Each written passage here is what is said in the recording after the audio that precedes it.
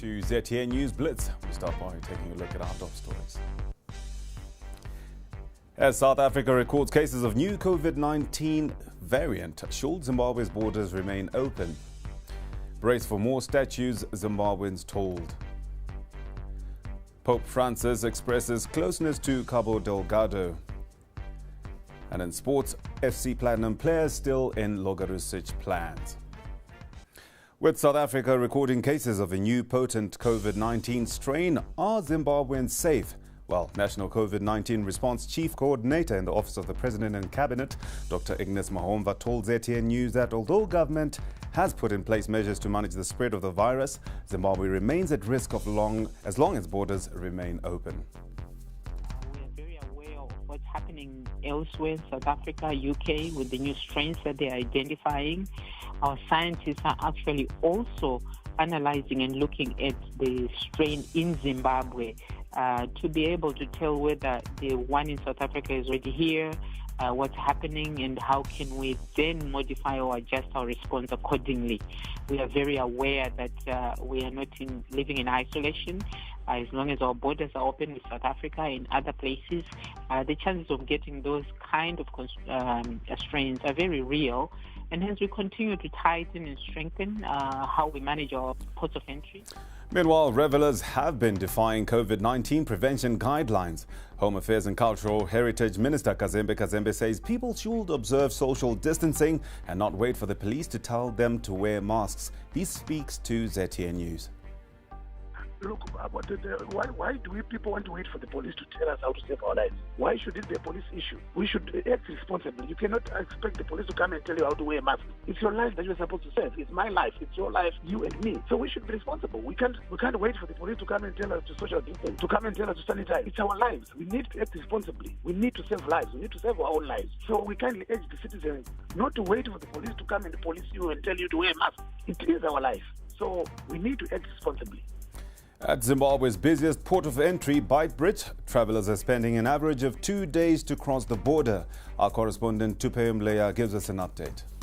Congestion is reigning supreme at Beitbridge border post, where travelers, mostly those drivers of light motor vehicles and pedestrians, are spending up to 2 days to cross into either Zimbabwe or South Africa. This morning we spoke to border authorities. They said the reason why traffic is taking longer to be cleared is because the South African border closes clearance for pedestrians and light motor vehicles and buses at 10 p.m. and then opens at 4 a.m. What then happens is, under this scenario, traffic will be piling on either side of the border, as there will be no passage into or out of South Africa and Zimbabwe. Only commercial cargo is being cleared at night after 10 p.m. But during the day, the border authorities are clearing all nature of traffic. So that some of the travelers we spoke to, they are saying the Zimbabwean government and their South African counterparts should consider waiving the curfew regulations, which makes it illegal or prohibited to travel anytime between 10 p.m. and 6 p.m. In business, industries in Zimbabwe will take a breather during the Christmas holiday despite their efforts to recover from effects of the COVID-19 pandemic. Most businesses either shut down or slowed down when Zimbabwe, like the rest of the world, was on lockdown due to the COVID-19 pandemic. Confederation of Zimbabwe Industries President Henry Ruzizo says most of their members will follow tradition and shut down this festive season. Ruzizo says the main reason for the Christmas break, amongst other factors, is to allow workers to rest and to carry out scheduled maintenance on their plants. I think some companies will shut down. Others will probably keep going if demand for products is there. But I think it's a seasonal thing where after Christmas and January things are a bit low, and companies take the opportunity to service their equipment. Zimbabwe's government will erect more statues in honor of the country's heroes and icons. This was revealed by presidential spokesperson George Charamba. Already, the country has erected a statue of the late former Vice President Joshua Nkomo in Bulawayo, while works are underway to erect a statue of 1st Chimurenga heroine Mbuyane Handa in Harare. We will honor our heroes, and I can assure you there is a new reckoning in the Second Republic to reassert our history. Right? You saw the declaration of General Kumalo now as a national hero. So expect a statue. Right? I really wished we knew how Chaminuka looked. Then there would be another statue. Ultimately, your cityscape must speak to your identity as a people, must speak to your history as a people, must speak to your aspirations. And you don't aspire to be a white woman or a white man. You aspire to be an African that you are. And you aspire to represent your history in a way that allows you to make it a living force that spurs you forward into the future. A significant population in Zimbabwe's urban areas supplement their livelihood through urban farming, as most open and idle spaces in the cities and towns have been turned into thriving gardens. But often, urban farmers have run-ins with authorities. In the following report, we'll look at how some urban dwellers have managed to put food on their table through urban agriculture, a practice that authorities, however, take a less positive view.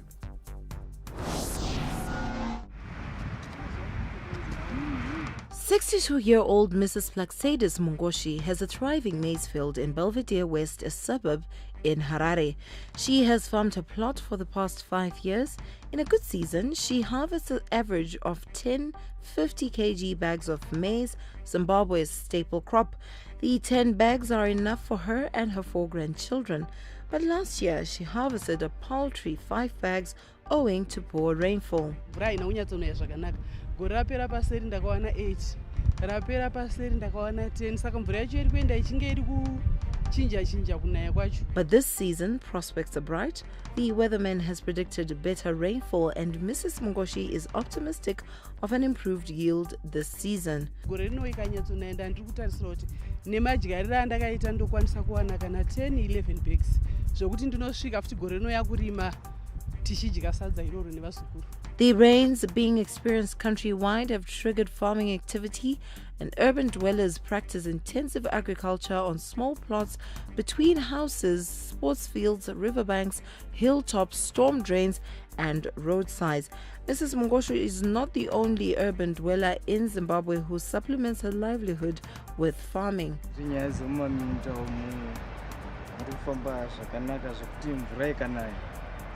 tokwanisa kunge tichikohwa zvinhu zvinotarisika zvokuti tingangopedza gore rose tisina kuzotenga chimwe chikafu zvakare.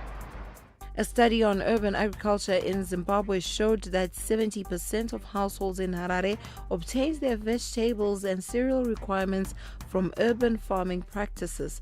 The Ministry of Agriculture is of the view that wherever there is suitable land, the land must be fully used for agricultural purposes. So now government policy is that wherever there is arable, suitable land for agricultural production, that land should be fully utilized for crop production and animal production.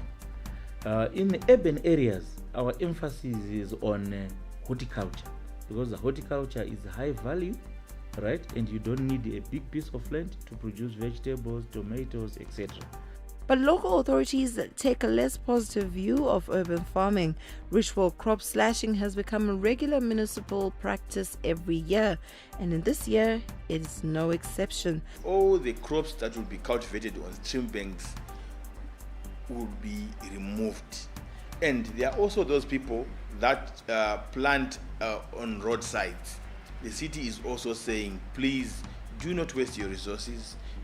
Desist from planting along roadsides, because the crops will distract motorists and probably cause accidents. Mrs. Mungoshi and her fellow urban farmers are well aware of council's antagonizing view on urban farming. Tikangonzowo tisarime tinosiya, asi hurumende kana ichikwanisa kutichekerawo tumindawo tudiki diki tekuti tichirimawo kuti tionewo kurarama. The Environmental Management Agency discourages people from farming anywhere near sensitive ecosystems. Cultivating on either a wetland or a stream bank remains a punishable offence according to the Environmental Management Act and SI 7 of 2007. The availability of unused land has over the years fueled urban farming in Zimbabwe, but with urban population growing, land is becoming scarce. Pressure is mounting on councils to avail land for urban farming against the other demands. Agriculture certainly a source of livelihoods. Pope Francis has conveyed his nearness to the people of Cabo Delgado in Mozambique, where about 600,000 people have been displaced from their homes due to an armed conflict. Bishop Luis Fernando Lisboa of Pemba, the capital of Cabo Delgado, had a private meeting with the Pope on Friday. He said during his 40-minute audience with the pontiff, he expressed closeness and great love for the people of Cabo Delgado. Violent armed clashes have blighted the area for several years as insurgent Islamist militias are battling government forces for control of vast deposits of natural resources. A growing list of European Union nations and Canada have barred travel from the UK. This is seen as a bid to block a new strain of the coronavirus sweeping across southern England from spreading. France, Germany, Italy, the Netherlands, Belgium, Austria, Ireland and Bulgaria all announced restrictions on UK travel. This came hours after British Prime Minister Boris Johnson announced that Christmas shopping and gathering in southern England must be cancelled because of rapidly spreading infections blamed on the new coronavirus variant. Britain has seen more than 67,000 deaths in the pandemic, the second highest confirmed toll in Europe after Italy. On to sports news. Warriors coach Zdravko Logarusic says he still has FC Platinum players in his plans despite their failure to get them on the field before the Christmas break as he continues to work on his Chan squad. However, on Wednesday he is expected to watch FC Platinum against Simba SC in the CAF Champions League. The FC Platinum will play the first leg of the first round tie at the National Sports Stadium behind closed doors. Logarusic had earlier indicated that there was nothing they could do since FC Platinum are also representing the country.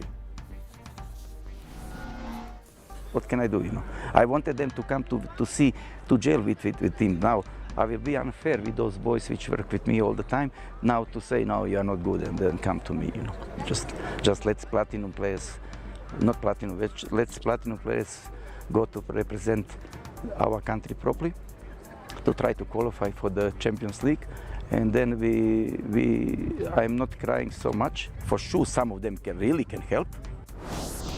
On to cricket. The search for Zimbabwe's best teenage cricketer is underway. Zimbabwe cricket is currently holding national under-19 trials over 3 days, and the trials will be concluded tomorrow in Harare. Former super middleweight contender Kabari Salem, best known for his challenge of Zoe Kalzage, has been deported from Kuwait to the United States and charged with murdering his daughter. After a year on the run, Salem, who fought professionally from 1997 to 2005, accruing a record 23 fights, was captured in Kuwait. Salem is being charged with killing Ola Salem, his 25-year-old daughter, who was found strangled to death in a park in 2019. He fled the country shortly after, but not before denying any knowledge of what occurred in an interview with the New York Times. That story brings News Blitz to a close this afternoon. Thank you so much for joining us. To get in touch with more of our programming, do visit our website ztn.co.zw. Thanks for watching.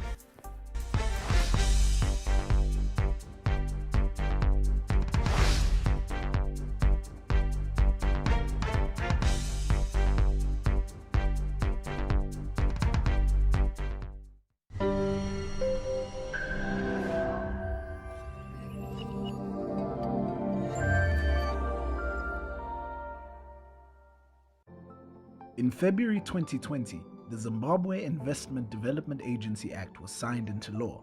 This brought ZIDA to life. Now, what exactly is ZIDA and why do we need it? The Zimbabwe Investment Development Agency is a statutory body that was born from an act of parliament. Its biggest job is the promotion and protection of investments in Zimbabwe. ZIDA exists to make it easier for a business to invest in the country. ZIDA is a one-stop shop for local and foreign investors. What does this mean? Here's what was happening before. Before ZIDA, investors had to deal with many different agencies. These included the Zimbabwe Investment Authority, ZIA, the Joint Ventures Unit Act, the Zimbabwe Special Economic Zones Authority, ZIMSESA, and the One-Stop Shop, OSISC. These agencies have all now been brought under one roof as ZEDA. To invest in Zimbabwe, an investor needed many licenses. This meant that they had to go from one government department to the other. They had to go to ZIMRA, the Register of Companies, the Reserve Bank of Zimbabwe, the Zimbabwe Energy Regulatory Authority, councils, NSSA, EMA, and other arms of government. All this red tape discouraged investors, both local and foreign. Now, an investor will not need to go to all these departments. All these services will now be offered under one roof at ZEDA. This is the one-stop shop. Already, ZEDA has been involved in facilitating successful investments into Zimbabwe. This includes new investments in mining, agriculture, manufacturing, energy, and other key sectors of the economy. It is also ZEDA's mandate to assess all investment transactions. This is to make sure that they are done transparently and for the benefit of the country. This includes joint ventures, mergers and acquisitions, public-private sector partnerships, and all other investments into Zimbabwe. ZEDA also works with local companies to help them increase exports via bilateral relationships with other countries. Zimbabwe is making it easier for investors to enter the market. Zimbabwe is illustrating that we are truly open for business. ZEDA is a major part of that progress. Come to our one-stop shop. Come, let ZEDA help you access investment in Zimbabwe.